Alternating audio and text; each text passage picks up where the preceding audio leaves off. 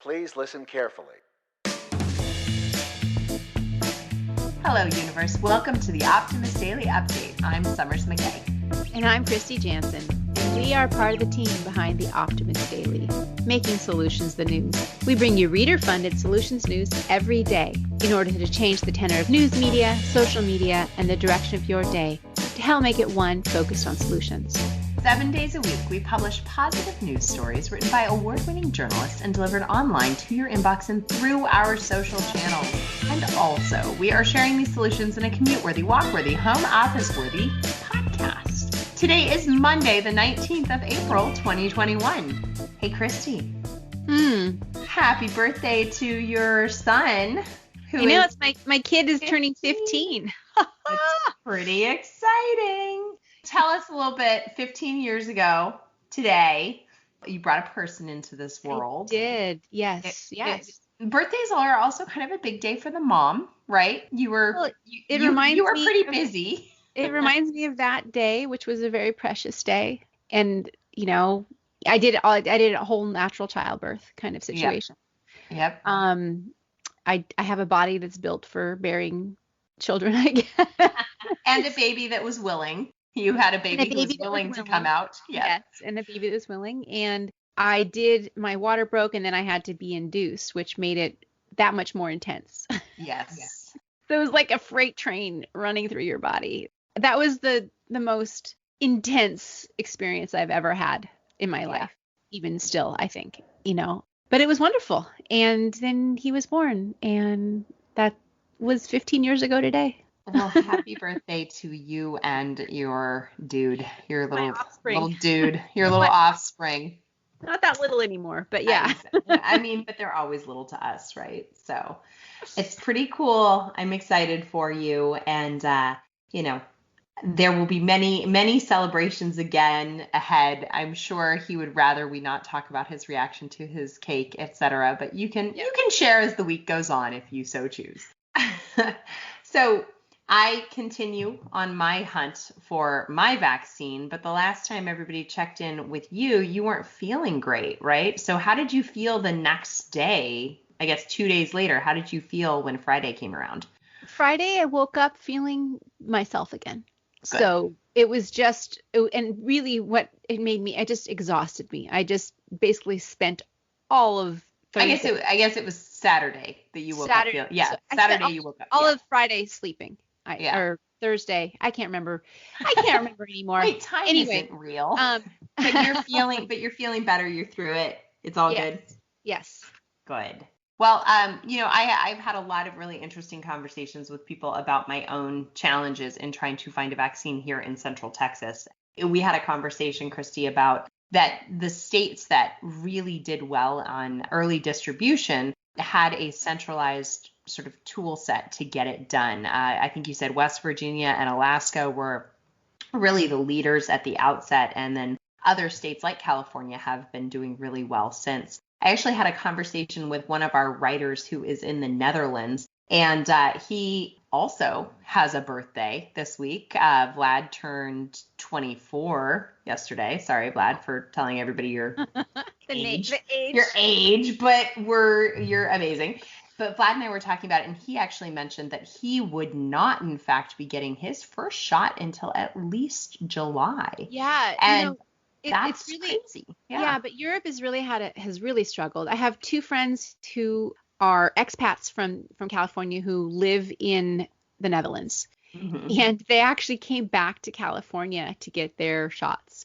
They actually flew back, and they got their shots last week. In order to actually, it's interesting. I think that, there's a bit of this groundswell on social media of everyone posting their vaccine pics. And I had posted a little bit about my challenge in finding a vaccine simply because I felt a little like kind of like behind the eight ball on this whole social media thing, right? Like here I am, this super pro, COVID vacciner, and I can't even pull it together to like post my own selfie. So it was this moment of insecurity around just even my own presence on social. But we will continue to search, and soon enough I will be reporting that I am also vaccinated and look forward to hosting you here in Central Texas, Kristy, when you are fully vaccinated and ready to visit. Jump on an airplane. Exactly. So, speaking of other places in the world. And okay, are you going to go first then? Yeah, let me knock it out. I'll knock it out. Yeah. So we all know how much I love beaches and also, I guess, bottles. Wine, I don't know. It's a bit early on Monday for wine, but still. My headline reads, How Recycled Bottles Could Help Restore Louisiana's Degraded Coastline. Now, the southern coast of Louisiana has lost just areas of coastline equivalent to almost the size of Delaware, as beaches and marshes have eroded away into the sea. There are some environmentalists with a novel solution in the form of New Orleans party culture. Tulane students, Franziska Troutman and Max Stites, saw the vast amount of glass bottles produced by just one night of partying in New Orleans and thought, hey, can't we use that to save the earth? And I love this because this is such a and this is our theme week. This is Earth Week. It's Healthy Kitchens. And it's looking at, all your glass bottles and saying, what can we do with them? Well, they came up with an organization called Glass Half Full, raised $20,000 for the startup's initial costs. And it was inspired by similar initiatives in New Zealand and Florida, where they would grind up these bottles and return them to sand. And what they're doing is they grind them up and they throw them back into the state's coastline, basically shore up that coastline. Glass Half Full hopes to use its first pass to restore Lincoln Beach. They are still waiting for permission, and in the interim, what they're doing is using sand to fill bags for hurricane protection and to protect homes and businesses from flooding and rising waters. So good on you, folks from Tulane. Cheers to everyone in New Orleans who is committing to helping this solution by drinking. And I think this is a really fun solution. Here in my community in Central Texas, I live in an area called Dripping Springs, and there is movement to actually dump wastewater into our creeks and ponds. And our whole community is working very hard to prevent this from happening. And we know that this kind of choice, we know that using wastewater, has really negative effects on water systems. And we know that erosion, and we know that pulling and attacking waters, marshes, ground like this is really, really bad for the ecology and for our ecological viability. So it has to stop. And those places where it has happened, we have to come up with more solutions on how to re-heal the shorelines. So love these kids. Very excited. I will drink in your honor at some point. Probably not. Yeah. And I think, wasn't there an article on Friday about different flowers that can be used to help clean up water? Wastewater, yeah. Wastewater. So it's sort of interesting to think about environmental solutions or nature-friendly solutions towards purifying water resources, which maybe you can send that to your county supervisor. No, every time I see a particularly interesting bird, or I saw turtles in the pond the other day, and you run out and you take a picture, and we're just trying to flood the inbox of these organizations who are considering doing this with all the pictures of the wildlife that will be affected by them dumping wastewater. Right? No turtle is going to happily sit on a rock and bask in the sun in literally a pond that's full of wastewater. Let's find different ways to treat and manage our wastewater. We have to do it. Yeah. So, but all of this pressure in healing wastewater has made me kind of sleepy, Kristy. Okay, well, terrible transition. Yeah. But as you know, after I got my vaccine, it totally knocked me out and I ended up having to sleep for most of the next day. But I woke up feeling fine. But sleep is one of those things that is really, really important. It's one of those foundational, fundamental, basic human needs, along with drinking water and getting nutritious food. You need those three things just to be able to survive. And one of the things that we don't often think about is that teenagers and people going through adolescence, it actually changes your sleep cycles. And it's a time in your life when you really should be sleeping more than almost any other time, except for when you're a very small baby. Yeah. It's that adolescent time. It's when your bodies are growing, your minds are in development, and changes during puberty can also push your sleep cycle out of whack. So it makes it harder for adolescents to fall asleep early, which in combination with early start times for school has resulted in students frequently running on less sleep than they really should be, then makes them healthy and capable and really functioning as well as they could. So this article is about I didn't even read the headline, did I? No, you just got right to the meat of it. I think you're just Monday morning tired here. Yeah. Well, the headline that I'm prioritizing talks exactly about this. And the headline reads, Staggering School Start Times Improves Students' Sleep Quality. And this is one I wanted to highlight in honor of my son's 15th birthday, because this is really important for him. Yeah. I know how important it is for him to get a lot of sleep. And he can think much better in that situation. And for him, being remote this whole last year for his high school actually was a good thing for him. And when he had the chance to go into a hybrid schedule where they were actually going to school some days of the week, he was adamant in that he wanted to stay home until he was able to get vaccinated himself, or until all of us were vaccinated. You know, he didn't want to be out in the world, but a big part of it was he really likes that he can sleep until 5 minutes before his classes start and roll out of bed and then tune into the Zoom. He doesn't have to spend the extra hour getting up and getting ready and then driving to the campus and then going to school. You know, we've talked about this, Kristy, like the idea, even just for those of us who are working adults, being able to sort of rest or do stuff until the minute you have to start working has created so much more space and productivity. And I just didn't even think about the value. I mean, I have teenagers in my own home, and I know that our, high schooler, the fact that she really could kind of roll out of bed and just go straight to school, her mind was more primed. She was better. She kind of more enjoyed the education experience, even though she wasn't in class with her friends. So, it's really interesting to think about that, the benefit of sleep and starting school later. And if we think about the history of school, a lot of times school starts really early because that's like when parents need to get to work. Yeah, it's convenient about the parents. Yeah.